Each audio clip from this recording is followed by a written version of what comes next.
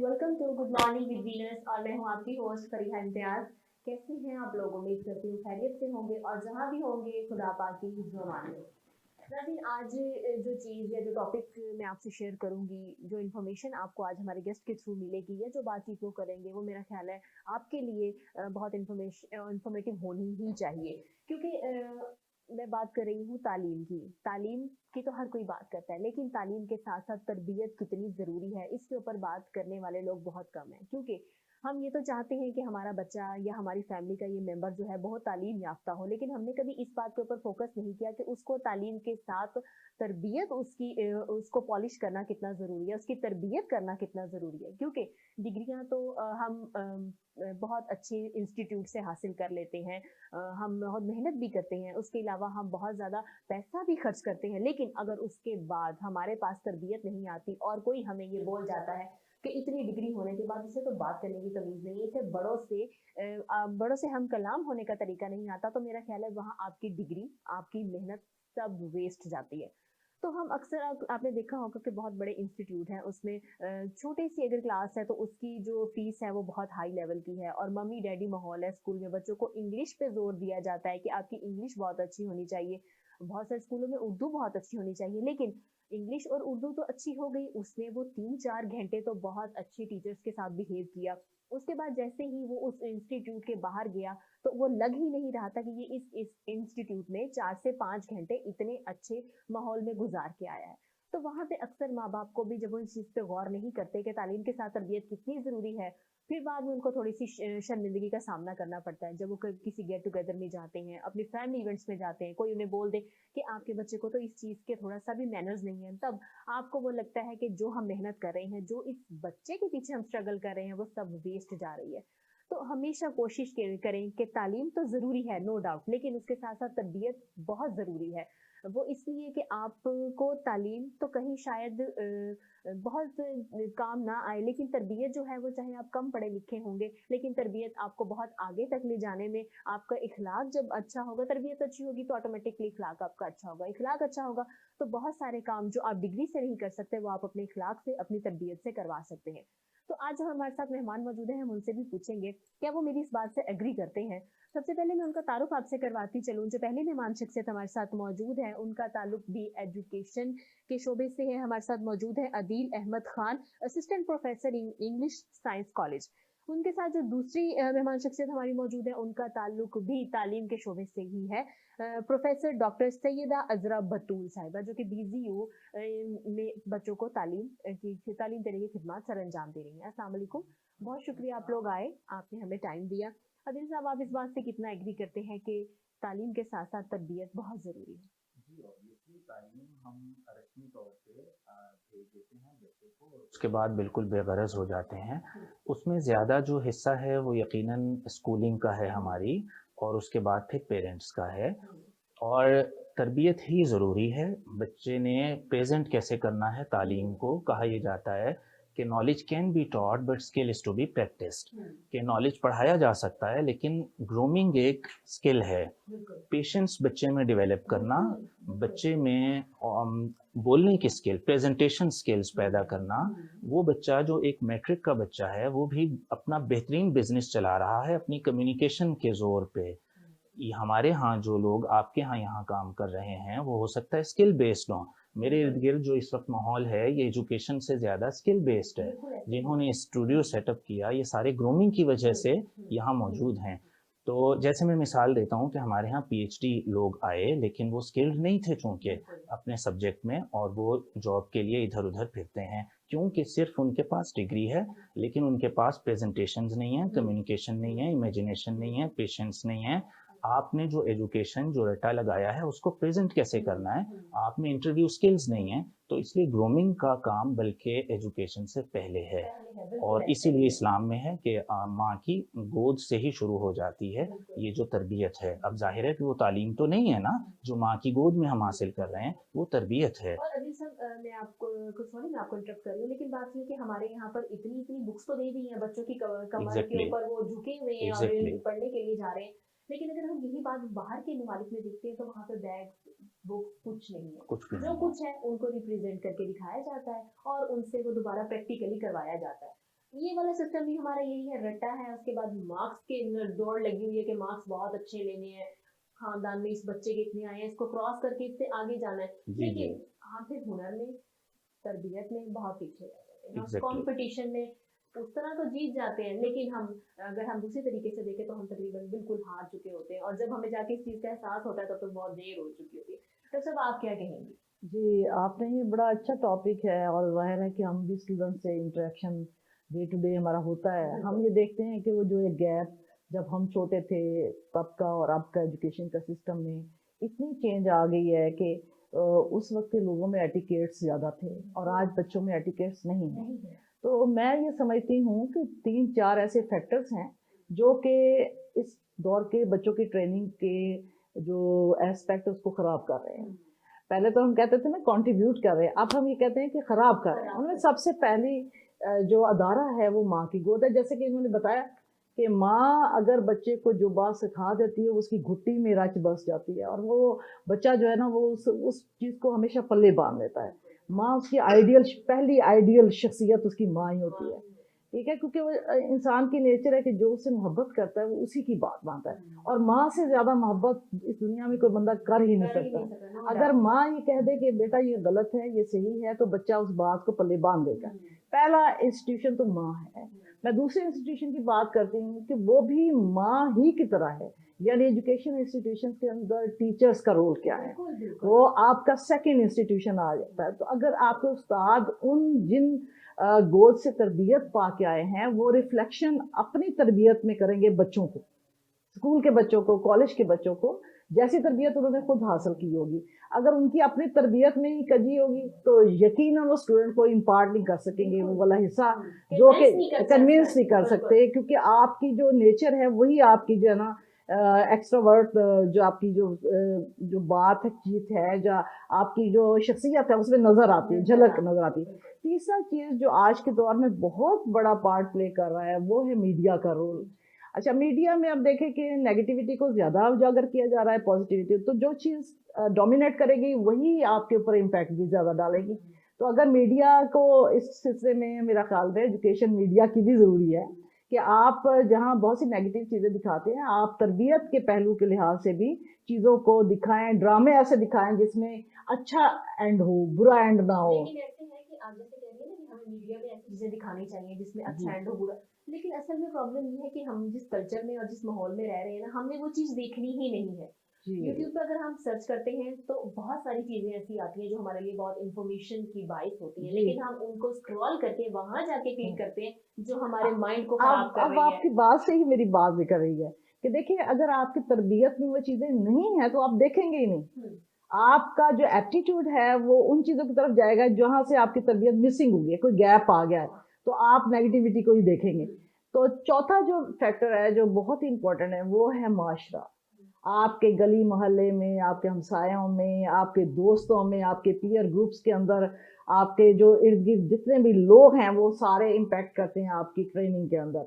मतलब मेरा एक दोस्त है, मैं उसके साथ बैठी हूँ, पहली तो बात ये कि दोस्त बनता ही बंदे को हम मजाज है तो थोड़ा बहुत कोई नेचर मिलती होती है तो दोस्ती होती है। तो जब वो दोस्ती हो जाती है तो फिर पता चलता है ये बंदा मेरे जैसा कितना है। तो आप ना चाहते हुए भी आपके बातों के लहजे में भी दोस्त का असर आ जाता है, आपके ड्रेसिंग में दोस्त का असर आता है, आपके बिहेवियर में दोस्त का असर आ जाता है। तो ये कंपनी भी आपको बहुत ज़्यादा गाइड कर सकती है।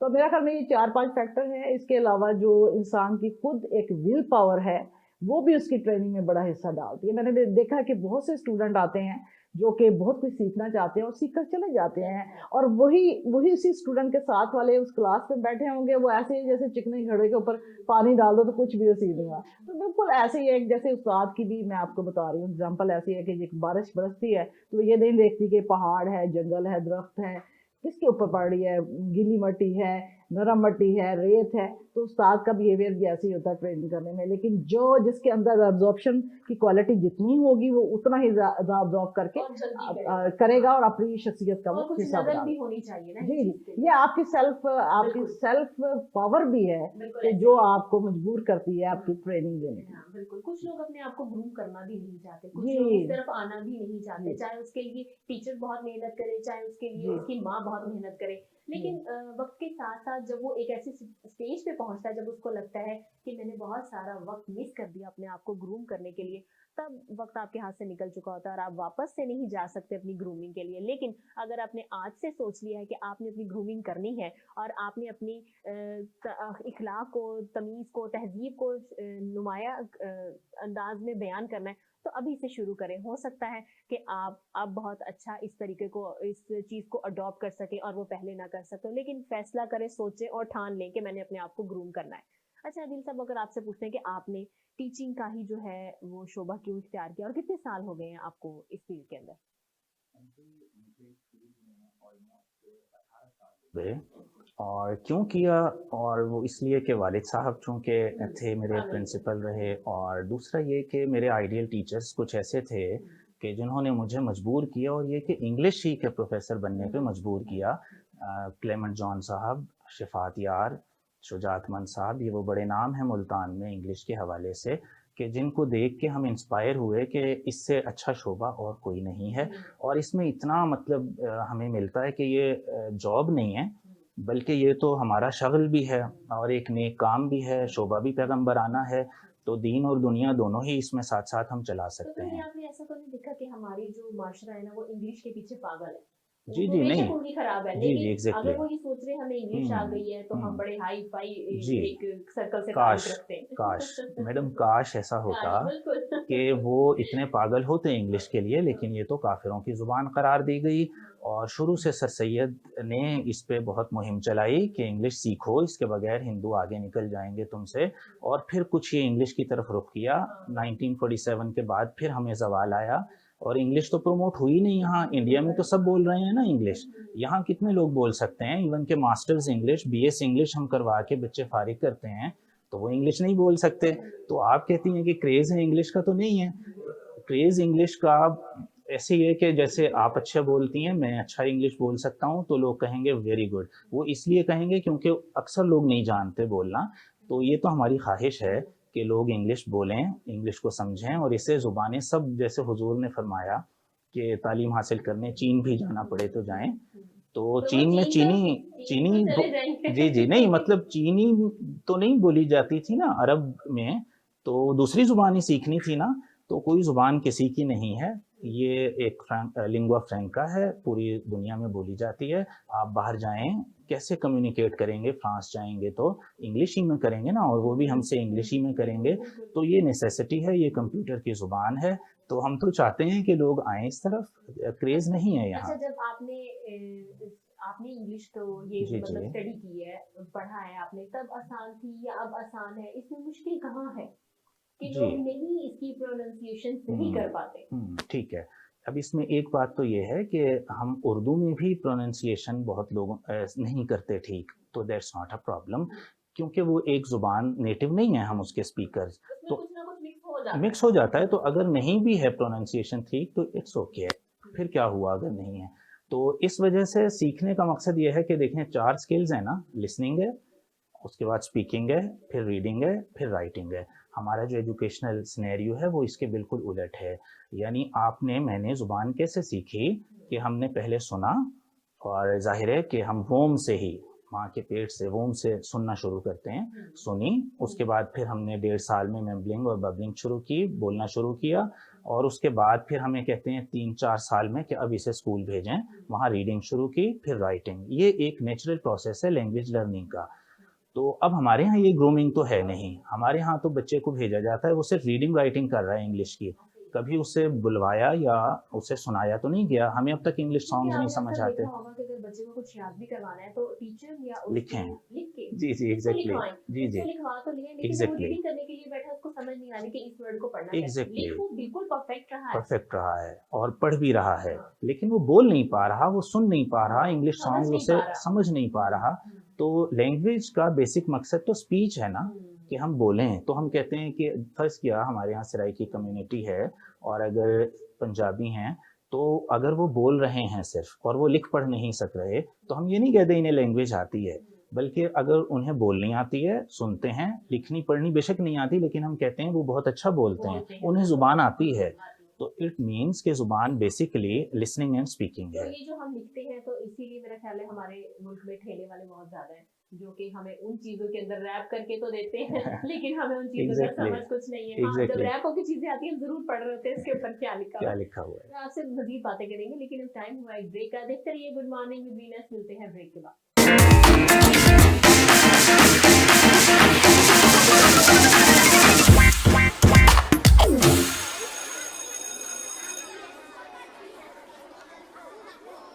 Venus group of companies. क्या आप अपने माली अहदाफ तक पहुंचना चाहते हैं तो फिक्रमंद होने की कोई जरूरत नहीं, क्योंकि वीनस ग्रुप ऑफ कंपनीज आपके लिए एक ऐसा प्लेटफॉर्म है जहां आप अपने माली अहदाफ तक बआसानी पहुंच सकते हैं। हम दुनिया भर में अपनी खिदमात फराहम कर रहे हैं। कमोडिटी मार्केट में महारत के साथ साथ हम अपनी पेशा वाराना पुर अज़म खिदमात के साथ बढ़ती हुई मार्केट में जिंदा रहने में आपकी मदद करते हैं। हमारा एतमाद मार्केट के खतरात को कम करना है, जिसका नतीजा आप काबिल जिक्र मुनाफा कमाते हैं। वीनस कस्टमर केयर सपोर्ट 24 घंटे मुफ्त मुशावरत फराहम करती है और हमवार अमल के लिए हमारे पार्टनर्स की मदद करती है। तो आज ही हमारी वेबसाइट पर रजिस्टर हों और मुनाफा कमाना शुरू करें।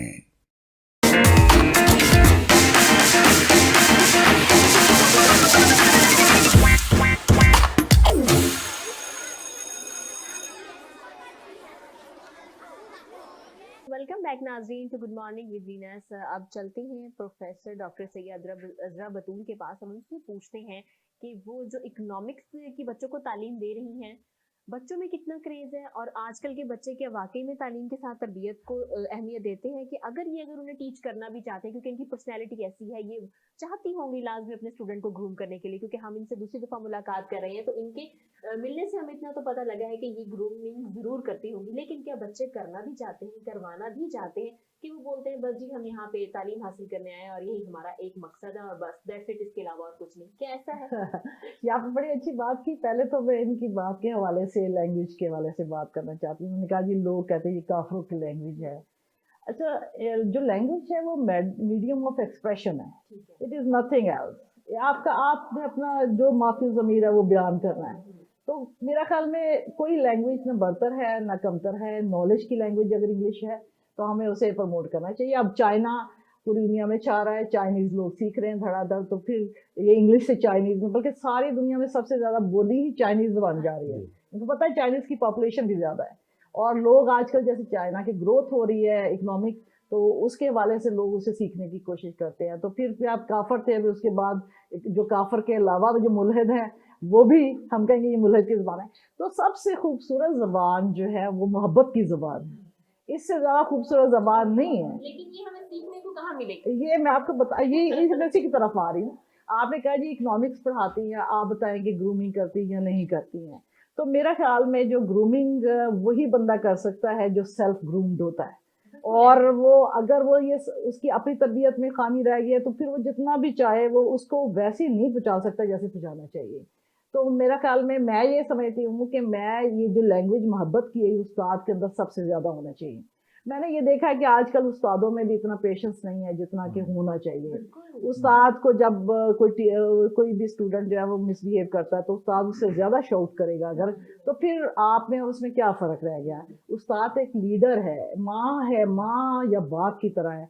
तो उसे ये सोचना चाहिए कि मैं तो पढ़ा लिखा हूँ, मैं तो एक मंजिलें तय करके एक पीक पे खड़ा हूँ। ये जो नीचे खड़े हुए हैं पहाड़ के फुट पे खड़े हुए हैं, उन बंदों के साथ आपका क्या मुकाबला है? तो मेरा ख्याल में मैं ये समझती हूँ कि इकोनॉमिक्स में पढ़ाती हूँ, अल्हम्दुलिल्लाह मुझे बहुत वास्ट तजर्बा है।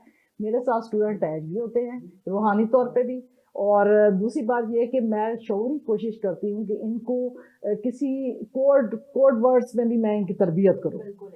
मसलन कभी कभी आप देखें कि एक्सप्रेशन आपको डिफरेंट देने पड़ते हैं ताकि बच्चे ये समझे कि ये इतना इजी गोइंग भी नहीं है, उस्ताद जनस को दें।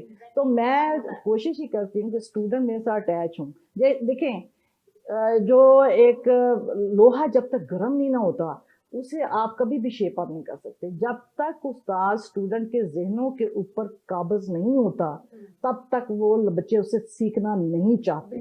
वो सिखा रहा होता है लेकिन वो सीख नहीं पाते क्योंकि उसमें वो स्पेस क्रिएट ही नहीं की गई जिसके अंदर वो सीख सके। जब वो आपसे अटैच हो जाते हैं तो वो बच्चे जो आपकी क्लास का इंतज़ार करते हैं, मेरे स्टूडेंट मुझे हमेशा कहते हैं मैडम हम पूरा हफ्ता आपकी क्लास का इंतज़ार करते हैं। तो ये बाज़ लोग ये समझते हैं ये जी फ़ैन फॉलोइंग है, ये ऐसे है। मैं नहीं समझती कि फ़ैन फॉलोइंग है। क्या फ़ैन फॉलोइंग होनी है? आपका तो काम ही मसीहा का है। आप उस्ताद हैं। आप अगर अच्छा आप नहीं भी अच्छा दिखना चाहते हैं, आपको अच्छा दिखना चाहिए, आपको अच्छा बोलना चाहिए, आपका किरदार अच्छा होना चाहिए क्योंकि आप उस्ताद हैं। हमारे नबी उस्ताद बना के भेजे गए ना, तो जब हमारे नबी उस्ताद बना के, इससे अच्छा तो पैगम्बरी से पेशा जो है वो इतना अच्छा है, पैगम्बरी का पेशा, इससे अच्छा तो पेशा हो ही नहीं सकता। तो इसलिए उस्ताद में पेशेंस होना चाहिए, हजरत याकूब की तरह का पेशेंस है, विजडम ऑफ सोलोमन होने चाहिए। ठीक है, तो आपके अंदर जो है वो एक तहम्मुल जो है हजरत दाऊद जैसा होना चाहिए। आपके अंदर इतना तहम्मुल हो कि स्टूडेंट आपकी नेगेटिविटी में भी पॉजिटिविटी ही तलाश करें। तो मैं जहाँ तक आपने कहा ग्रूमिंग कर, मैं बहुत ग्रूम कर रही हूँ मेरे आपकी स्कूल में। पर्सनैलिटी को देख के लगता है यकीनन किसी के अंदर कुछ 19-20 देखती होगी तो आप कहती होंगी 19 को खत्म करके 20 पे ही नहीं, आओ। बिल्कुल, अल्हम्दुलिल्लाह मैंने बहुत से बच्चों की लाइफ की स्ट्रीम चेंज कर दी है। no जो doubt नहीं ऐसा पढ़ होगा। जी, मैं पढ़ाना उन्हें मैं अपने साथ अटैच करती हूँ और जब आते हैं तो फिर मैं उन्हें ऐसी बातों में इन्वॉल्व करती हूँ कि वो खुद ब खुद ही मोहब्बत के अंदर सीखते हैं। मैंने कभी नहीं सोचा कि आप किसी भी चीज़ को या किसी भी शख्स को नफरत से ठीक कर सके। नफरत का इलाज भी मोहब्बत ही है। तो मेरे स्टूडेंट, आप ये सुनेंगे प्रोग्राम तो वो खुश होंगे क्योंकि मैं उनको ग्रूमिंग करती हूँ, उनसे मोहब्बत से उनकी तरबियत करती हूँ, उनको सिखाती हूँ। उनको मैं चाहती हूँ कि कोई कुछ ना कुछ इम्पार्ट ऐसा कर जाऊँ जो सदका जारिया हो जाए। तो ये अगर आपकी सोच ये है ना कि सदका जारिया, तो सेल्फिशनेस से बाहर निकल कर आप सिखाते हैं। तो बाज़ उस्ताद ऐसे हैं कहते हैं जी इन्हें सिखाएंगे ये हमारे बराबर आ जाएंगे, ये भी है। आजकल तो दौर ही ये चल जी, रहा है ना ये कि तरबियत सबसे ऊपर ही हमारे ये लेवल पे ऐसे आके उस्ताद खड़े हो तरबियत जाए। क्या सकता है। करेंगे आप मुझे बताएं। बिल्कुल। तो उस्ताद को एक सखी जहन का होना चाहिए, सखी दिल का होना चाहिए। जितना वुसअत आपके दिल में होगी उतना ही आप लोगों को चीजें इम्पार्ट कर सकेंगे।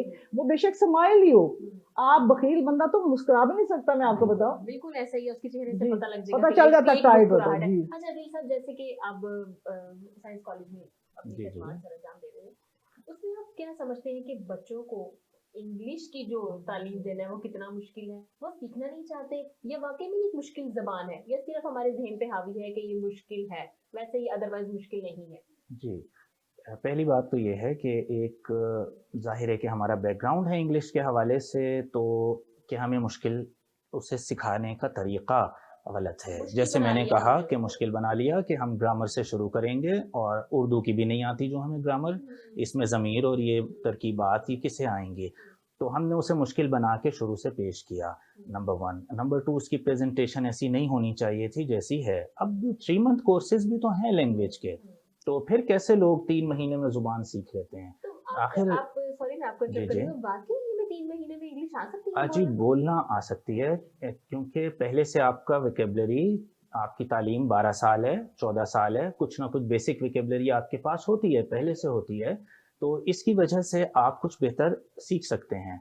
क्योंकि वोकैब्युलरी पहले आपने स्ट्रक्चर देना है सिर्फ, और कुछ माइंड के पैटर्न्स हैं, इंग्लिश के स्ट्रक्चर्स हैं, बस उन्हें आप रट लीजिए अच्छे से और फिर वो वोकैब्युलरी उसमें आके सब्जेक्ट वर्ब ऑब्जेक्ट में फिट हो जाएगी। क्योंकि नोम चॉम्स्की के यहाँ सिर्फ एक लैड है, लैंग्वेज एक्विजिशन डिवाइस, पहले से हमारे अंदर मौजूद है, जो सब लैंग्वेजेस को ऑलमोस्ट सेम है। तो आपने सिर्फ उस पैटर्न को, उस वोकैब्युलरी को जो आपने 12-14 साल में सीखी है, उसको स्ट्रक्चर देनी है, तो आप आसानी से सीख सकते अच्छा हैं। अनिल साहब, ये भी कहते हैं कि अगर आपने इंग्लिश पे अबूर हासिल करना है, इंग्लिश में बेस्ट होना है, आपको आप लगे कि मेरी स्पेशलिटी इंग्लिश है, तो उसमें क्या वाकई में आपको ये नाउन प्रोनाउंस आने बहुत ज़रूरी है, जो कि मुझे आज तक नहीं आया? जी, ठीक है, अच्छा हुआ नहीं आए वरना आप भी फ्लुएंट ना होतीं, क्योंकि उर्दू में हमने ऐसे नहीं सीखा था, तो इसलिए बिल्कुल ज़रूरी नहीं है। हाँ, जब आपकी थोड़ी-सी ग्रिप आ जाए और आप टीचर बनना चाहें लैंग्वेज के, या टॉफल करना चाहें, या इस तरह के आईएलटीएस या डुओलिंगो वगैरह, तो फिर कुछ ना कुछ ज़रूरी है। क्योंकि उसमें रीडिंग और राइटिंग का भी एक हिस्सा है,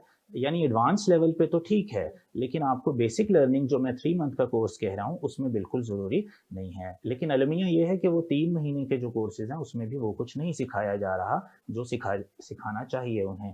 तो इस वजह से लैंग्वेज इतनी आसान है कि वो 3 महीने में, कहने का मकसद ये था कि सीखी जा सकती है, अगर प्रॉपर्ली सिखाई जाए। लेकिन हमारे तालीमी इदारों में मामला ये है कि सिलेबस बाउंड है, टीचर कसूर उसका नहीं है, क्योंकि वो सिलेबस बाउंड है, उसे एक पैटर्न दिया जाता है, उससे वो बाहर नहीं जा सकता।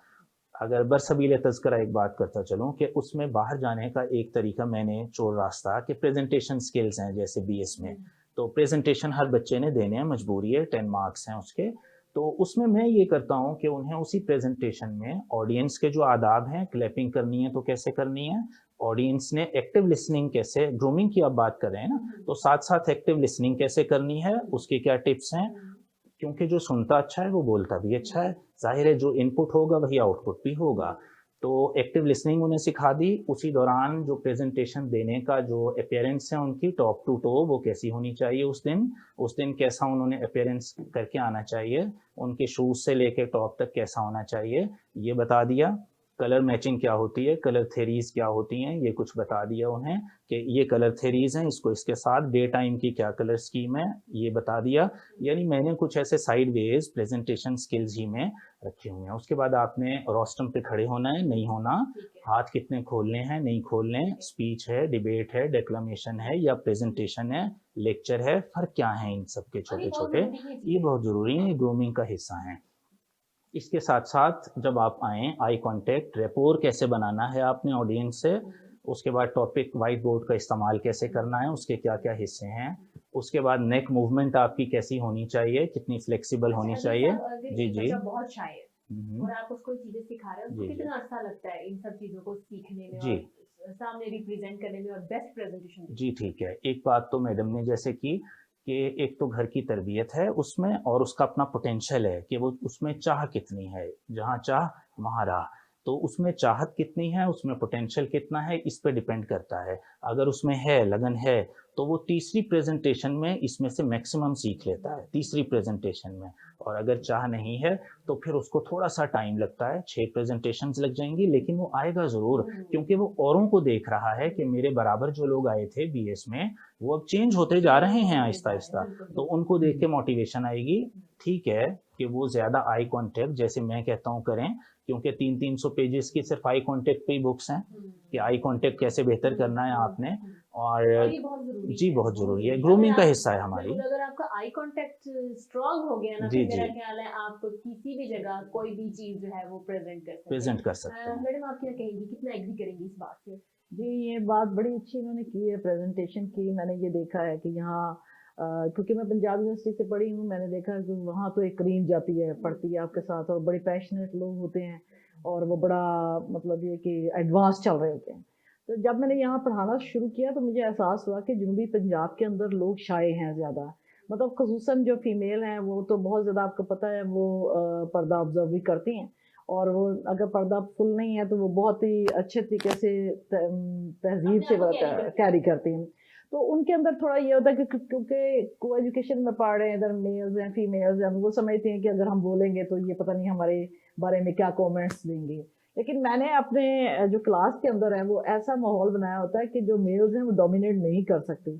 मैंने फीमेल को हमेशा प्रोटोकॉल देती हूँ, इसलिए कि वो पहले ही घरों से बड़ी मुश्किल से पढ़ने के लिए आती हैं, और फिर यहाँ आके भी अगर हम उन्हें दबा दें तो फिर वो कुछ भी नहीं सीख सकेंगी।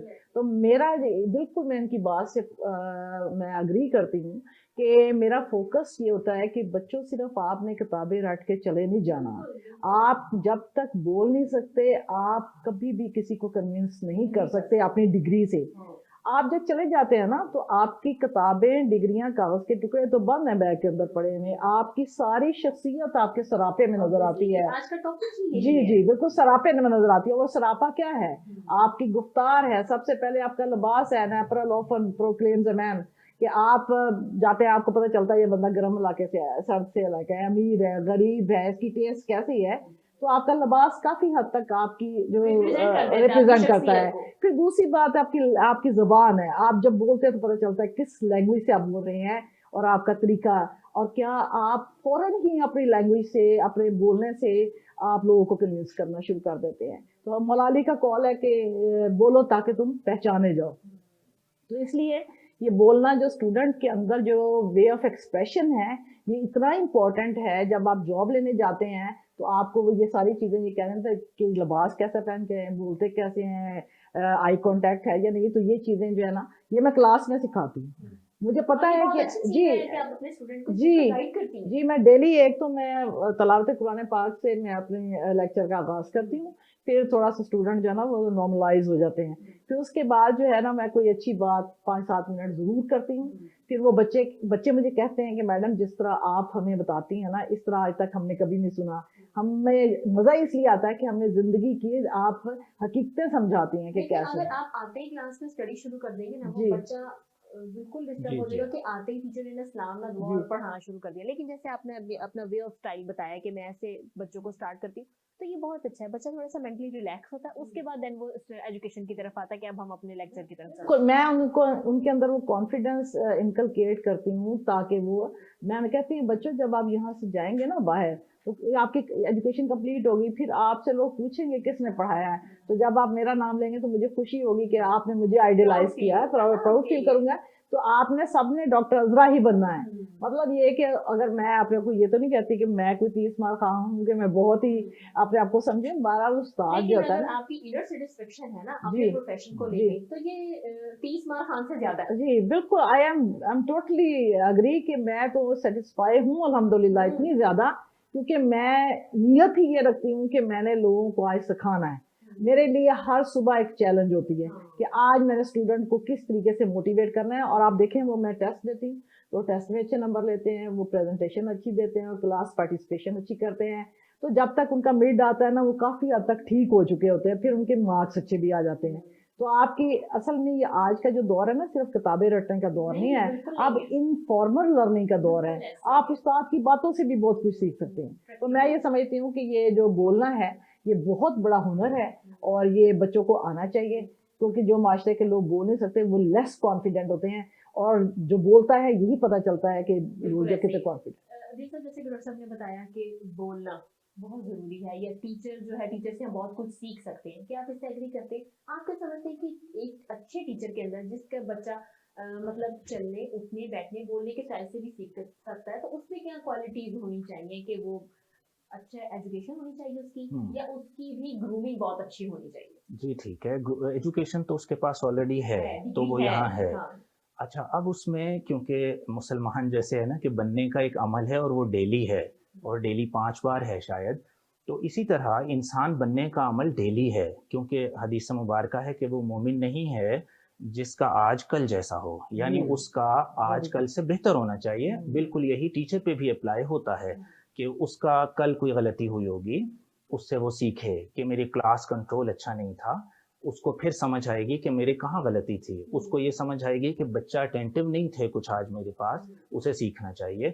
तो टीचर की भी ग्रूमिंग डेली बेसिस पर ज़रूरी है और उसका टॉपिक पर कमांड कितना था, उसे समझ खुद आ रही होती है कि ये टॉपिक मेरे कमांड में नहीं आ रहा, ये है, या उसने आज क्या नहीं बताया जो वो बताना चाह रहा था, क्यों नहीं, उससे टाइम मैनेजमेंट नहीं हो आजकल सकी। दिल साहब पता नहीं आप मेरी बात से एग्री करेंगे या हम्म, नहीं, आजकल ऐसा है कि टीचर्स तो हैं बहुत अच्छे डिग्री जी होल्डर्स जी हैं, लेकिन उनको कन्वे करने का जी तरीका नहीं आ रहा, जी ठीक बच्चा है, उनकी बात को नहीं नहीं समझ पा सुन रहा। रहा। तो उसमें उनकी हम्म, ट्रेनिंग होनी कितनी जरूरी है? जी ट्रेनिंग एग्जैक्टली, एक ये आपने आखिर में एकदम सवाल दूसरी तरफ ले गए, ट्रेनिंग होना, रिफ्रेशर कोर्सेज होना बिल्कुल। इंतहाई ज़रूरी है। यानी इसके बगैर ऐसा लगता है कि वो डोमेंट हो गया, क्योंकि उसने बहुत अरसे से ट्रेनिंग नहीं की, तो ऐसा फील आता है कि भाई वो डोमेंट है और वो जो कल निकालें जनाब पेज नंबर 48 और चलें शुरू करते हैं यहाँ से, फिर ऐसे रह जाती है ऐसे ट्रेडिशनल ही टीचिंग। है। तो रिफ्रेशर कोर्सेज में ऐसा नहीं है, जैसे आपने आई कांटेक्ट पे बात छोड़ी थी कि टीचर को खुद भी सीखना है कि मेरा आई कांटेक्ट कैसा है, मुझे इस पे बुक्स पढ़नी चाहिए। मैंने जैसे जिक्र किया तो सिर्फ आई कांटेक्ट पे बुक्स हैं कि आपने कितनी देर आई कांटेक्ट करना है एक स्टूडेंट से, ऐसा भी नहीं है ना कि बहुत देर ही देखे जा रहे हैं स्टूडेंट को ऐसे, और ये भी नहीं है कि ऐसे ऐसे देख रहे हैं जल्दी जल्दी जो पूरी बहुत क्लास मैटर को। करता है, बहुत तो मैटर आप करता तो कॉर्नर ऑफ आइज से नहीं देखना, आपको आपको कितना स्ट्रेट और कितना ऐसे देखना है और कितना ऐसे देखना है, ये सब चीज़ें अहम हैं। तो इस वजह से मैं कह रहा हूँ कि टीचर की ग्रूमिंग भी ज़रूरी है, जो आप कह रहे हैं रिफ्रेशर है। कोर्सेज, ग्रूमिंग के ट्रेनिंग साथ उसकी कोर्सेज। ट्रेनिंग बहुत जी जरूरी है, ट्रेनिंग, क्योंकि ट्रेनिंग में ग्रूम डिग्री होंगे मिलते वो। ही अगर आपको जॉब मिल जाती है ना, तो वो मेरा ख्याल है आपका सबसे बड़ा जिंदगी में एक पैच आ जाता है जिसको आप कवर ही नहीं कर सकते। और इंटरेस्टिंग आपने, मैं इंटरप्ट यहाँ ज़रूर करूँगा आपको हक के तौर पे, क्योंकि ऐसा हुआ मेरे साथ कि मैं जैसी जॉब लगी और जैसे मैं पढ़ के तो फन्ने खाम, मैंने मास्टर्स इंग्लिश, और मैं तो अच्छा वो क्लास भी कैडेट स्कूल। अब कैडेट स्कूल में मैं जब गया तो मैं बिल्कुल ट्रेनिंग फ्री, कुछ भी नहीं मुझे पता टीचर का।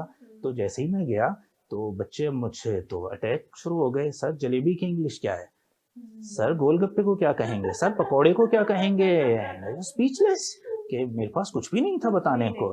तो अब जनाब वो जो फन्ने खां टीचर एकदम से ऐसे हो गया। तो मकसद ये है कि ये बड़ी अहम बात आपने छेड़ दी कि जैसे ही तालीम मुकम्मल हुई और वो प्रोफेशन में आ गया, वो बिल्कुल कुछ नहीं पता उसे, तो ये आपकी जिंदगी का बहुत बड़ा पैच है जिसको आप कवर ही नहीं कर पा कवर रहे नहीं कर पा रहे। एग्जैक्टली। आप क्या कहेंगी जैसा अच्छा, इस बारे ये में? ना ये 2-3 चीजें हैं जो मैं शेयर करना चाहती हूँ आपसे। एक तो होता है प्री जॉब ट्रेनिंग, वो इनकी बात जो है कि वो बंदा एक नौविस आ जाता है, उठा के उस्ताद वो पढ़ाना शुरू कर देता है, उसे कोई तजर्बे नहीं होते। तो आप थोड़ा सा प्री जॉब ट्रेनिंग में आप उनको थोड़ा मोटिवेट करते हैं कि आपने कैसे पढ़ाना और कैसे वे ऑफ टीचिंग आपको होना चाहिए, ये ट्रेनिंग तो होनी चाहिए। दूसरी, वैसे तो मैं कहती हूँ कि उस्ताद होता ही इनबॉर्न होता है, उस्ताद उस्ताद बनने से नहीं बनता, आप पैदाइशी उस्ताद होते हैं। दूसरी बात यह है कि आपकी पोस्ट जॉब ट्रेनिंग भी होनी चाहिए, यानी इन जॉब ट्रेनिंग भी होनी चाहिए कि अगर आप 4-5 साल के बाद आपका नॉलेज स्टेगनेंट हो जाता है, आपकी जो है वो, आप ठीक है अपने सब्जेक्ट के ऊपर मास्टर होते हैं लेकिन आपको दुनिया भूल जाती है। मतलब हम एक थीसिस करना शुरू करते हैं तो हमारा फोकस सारा के सारा एक टॉपिक होता है, सारा कुछ भूल जाता है। तो मैं ये समझती हूँ कि कुछ अरसे के बाद ये जो ट्रेनिंग की बात कर रहे हैं कि ऐसे आई कांटेक्ट होना चाहिए, ये होना चाहिए, ये तो अब आपके अंदर हो गया, आप इतने सालों से पक्के हो गए। अब क्या होना चाहिए, अभी होना ये चाहिए कि आपको सिर्फ आपके आपके अपने सब्जेक्ट का नॉलेज नहीं होना चाहिए, बल्कि आपको पूरी दुनिया का नॉलेज होना चाहिए, इनफ्लक्स ऑफ नॉलेज होना चाहिए। अभी ऐसे सीखने का हमें तो जाता ही नहीं है, जी, आपकी जी। मालूमात में आप डेली कुछ ना कुछ नया जी जी, सीख रहे हैं। आपकी socio economic political geographic knowledge होना चाहिए। मैंने अपने अपने कमरे के अंदर, अपने जो है ऑफिस के अंदर एक बहुत बड़ा मैप लगाया हुआ पाकिस्तान का, ये टेबल पे भी पड़ा हुआ। जब मैं इंटरनेशनल इकोनॉमिक्स पढ़ाती हूँ तो मैं उन्हें कहती हूँ कि ये देखें, ये एरिया जो है ना कहाँ कहाँ लाए करता है और ये इनके ग्रुप्स कैसे बने हुए हैं, कैसे इनकी जो है वो बहुत सारी एफिलिएशन है डिफरेंट कंट्रीज की। तो फिर ज्योग्राफी सही समझेंगे तो फिर आपको इकोनॉमिक्स भी सही समझ आ जाएगी। अगर इकोनॉमिक्स समझनी है तो आपको पॉलिटिक्स भी समझनी चाहिए, आपकी इंटरनल पॉलिटिक्स, ग्लोबल पॉलिटिक्स, ये चीजें भी आपकी इकोनॉमी के ऊपर असर करती हैं। तो सारे इंटरलिंक्ड हैं, इसलिए मैं ये समझती हूँ कि कुछ ऐसी वर्कशॉप्स होनी चाहिए। अभी अभी रिसेंटली मैं 2-4 दिन पहले नेशनल वर्कशॉप बलोचिस्तान से मैं होके आई हूँ, वहाँ से 21 डेज की हमारी वर्कशॉप थी। इतना इतना फ्लड ऑफ नॉलेज था, 6-7 घंटे बैठ के हमने पढ़ा है। और ये नहीं कि मैंने इकोनॉमिक्स ही पढ़ी, मैंने इकोनॉमी को भी पढ़ा, बलूचिस्तान की इकोनॉमी को भी हमने पढ़ा है, पाकिस्तान की इकोनॉमी को पढ़ा है, वर्ल्ड इकोनॉमी को पढ़ा है। हमने पॉलिटिक्स के ऊपर बहुत ज़्यादा डिस्कशन की है, मिसिंग पर्सन के ऊपर की है। हमें एक बलूचिस्तान का एक विजन सामने आया है जो मैं यहाँ बैठी थी मुझे नहीं पता था कि बलूचिस्तान में क्या हो रहा है। वो आपको प्रैक्टिकली देखने को मिला और मेरे ख्याल में उससे बहुत ज्यादा आप जल्दी जब सीखा। एक इलाके से दूसरे इलाके उठ के जाते हैं तो वो वहाँ करते के हैं। लोगों से मिलते हैं। तो हम यहाँ बैठे हमें नहीं पता सिंध में क्या हो रहा है, बलूचिस्तान में क्या हो रहा है, केपीके में क्या हो रहा है। हमें यहाँ से वहाँ जाए, वहाँ के लोग यहाँ आए, तो ये जो आपका इंटरेक्शन है लोगों का, लोगों की बिहेवियर में चेंज आएगी। अगर वो हमारे बारे में नेगेटिव हैं तो वो पॉजिटिव होना चाहिए, हम उनके साथ पॉजिटिव रहेंगे। कंसेप्शंस है वो दूर होती है। जी, जैसे जी। हम एक जगह से दूसरी जैसे जगह दो जाते हैं। भाइयों की लड़ाई हो हाँ, जाए तो बिल्कुल वो ऐसे ही उसमें थोड़ा सा मिलना जुलना जरूरी है, इसीलिए हदीस में है कि सिला रहमी करे। तो सिला रहमी का अगर स्पेयर को वाइडन करें तो हाँ, आपके हमसाए और दोस्त अहबाब और फिर आपके सूबों के डिफरेंट लोग जो है वो सारे आपके भाई हैं। बिल्कुल तो ऐसे मेरा ये ख्याल है कि इनको इंटर प्रोविंस भी जाना चाहिए ताकि ही जाना चाहिए। ताकि वहाँ के लोगों में जो डेप्रीवेशन का एहसास है वो खत्म हो। वो कहेंगे देखिए ये हमसे मोहब्बत करते हैं। हम यहाँ बैठ के कहते हैं कि उनके साथ ये जुल्म हो रहा, वहाँ जाके ये पता चलता है। मैं तो हैरान हो गई हूँ कि हमारे जो नेशनल जो NFC अवार्ड्स हैं उसमें बलूचिस्तान को फेडरल गवर्नमेंट दे रही है 80%। हमें पता होता कि दे रही है, लेकिन वहाँ जाके फोकस हुआ कि 80% गवर्नमेंट दे रही है, 20% उन्हें खुद जनरेट करना है। तो फिर क्या वजह है कि वो नाखुश है, वो डिप्राइव क्यों है? फेडरल गवर्नमेंट तो उन्हें बहुत सपोर्ट कर रही है। तो इस तरह की बहुत सी चीजें मिसकंसेप्शन है। बिल्कुल ऐसे तो ही, मैं ये ऐसे ही। समझती हूँ कि अब आपको ग्लोबल स्फीयर के अंदर ट्रेनिंग के लिए सिर्फ यही नहीं देखना कि आपने आंखें कैसे कर ली हैं, मुंह कैसे कर रहा है, आपने लिबास कैसा पहना है। इससे निकल कर आप देखें बिल्कुल कि ऐसे आपको ही। इंटर प्रोविंस ताकि आप प्रोविंशियल knowledge में इजाफा हो। हार्मनी जो है वो हाँ, क्रिएट बिल्कुल, करनी है। लोगों के बारे में हाँ। और इलाकों के बारे में जो आप सिर्फ देख रहे हैं, जब आप प्रैक्टिकली जाएंगे तो बहुत तो सारी और एक चीजें clear हो आपके अंदर जाएंगी। एक स्पिरिट ऑफ कंपटीशन भी पैदा बिल्कुल होगा। ऐसे। डॉक्टर साहब मैसेज क्या देना चाहेंगे? जी, मैसेज यही है कि मोहब्बत की ज़ुबान अख्तियार की जाए स्टूडेंट के लिए, ट्रेनिंग के लिए। अगर माँ, क्योंकि हमें ये पता है ट्रेनिंग करता है वही जिसमें मोहब्बत है, तो मोहब्बत पैदा करें अपने अंदर, दिल को कुशादा करें, दिल के अंदर एक ऐसी वसअत हो कि सखावत नज़र आए आपके लहजे में, आपकी बात में, आपकी स्माइल में, आपके किरदार में। काम नहीं भी कर सकते फिर भी हंस के तो बोल सकते हैं ना आप। तो आप इससे तो कोई पैसा नहीं लग सकता, लेकिन ये ऐसी इन्वेस्टमेंट है कि आपकी स्माइल एक ऐसी इन्वेस्टमेंट है कि अगले के दिल में एक कारखाना लगा देती है, जहाँ से आप जो है वो लिक्रेटिव बिजनेस कर सकते हो। तो मेरा ख्याल में ये तरबियत के लिए मोहब्बत का पहलू सबसे पहले होना ज़रूरी है। लोगों से मोहब्बत करेंगे तो वो आपसे ट्रेनिंग लेंगे, अगर आप उनसे मोहब्बत नहीं करेंगे तो आपकी तरबियत जीरो हो जाएगी। अजील साहब, आपके मैसेज देना चाहिए? जी, मैसेज ग्रूमिंग के हवाले से यही है कि अपना स्किल सेट इम्प्रूव करते रहिए, जो आपके पास है उसको बेहतर तरीके से और डेली बेसिस पर अपने को इम्प्रूव करने का जो एक सिलसिला है उसको जारी और सारी रखिए, जॉन एफ कैनेडी के इस पैगाम के साथ कि ये ना सोचिए कि मुल्क आपको क्या दे रहा है, बल्कि ये सोचिए आप इसे क्या दे रहे हैं। बिल्कुल ऐसे ही है। बहुत खूबसूरत मैसेज और बहुत शुक्रिया आप दोनों का, आप लोग आए, जी, आपने आपका हमें भी टाइम शुक्रिया। दिया।